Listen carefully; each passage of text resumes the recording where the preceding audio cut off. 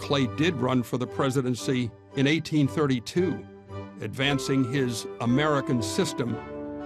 He supported the levying of taxes for internal improvements, roads, canals, railroads, wharves, and shipping lanes.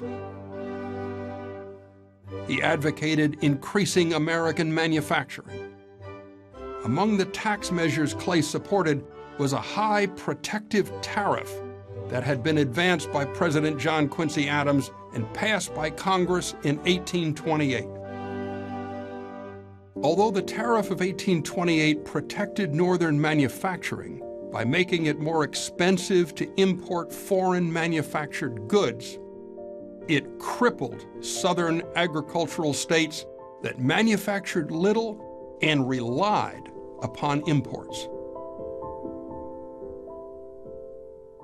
Now conflict emerged between North and South over an issue that had nothing directly to do with slavery. The old Capitol building was the site of intensely bitter arguments and recriminations. The nation was coming apart again. Here in the old Senate chamber in January 1830, Senator Robert Y. Hayne of South Carolina spoke for hours on nullifying the tariff and secession, recalling the Hartford Convention of 1814 and the Virginia and Kentucky resolutions nullifying the Alien and Sedition Acts of 1798. Then, in front of a packed gallery in this old Senate chamber, Senator Daniel Webster of Massachusetts replied to Hayne in a speech lasting nearly 2 days. When my eyes shall be turned to behold for the last time the sun in heaven, may I not see him shining on the broken and dishonored fragments of a once glorious union, on states dissevered, discordant, belligerent, on a land rent with civil feuds, or drenched, it may be, in fraternal blood.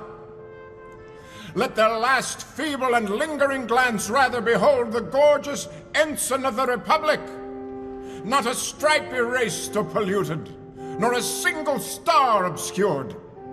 Liberty and union, now and forever, one and inseparable.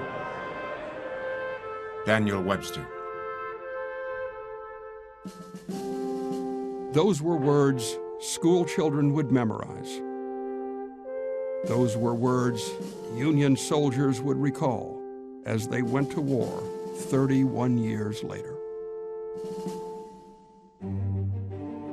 A convention in South Carolina passed an ordinance of nullification on November 24, 1832, declaring the tariff null, void, and not law or binding. South Carolina, as a party to the Constitution, claimed it had a right to protect its citizens from injury caused by other states and the federal government. If the tariff was not repealed, South Carolina would secede. To prevent the collection of the tariff and to protect its citizens, South Carolina called out its state militia to keep federal officials from collecting the tariff in the ports of the state.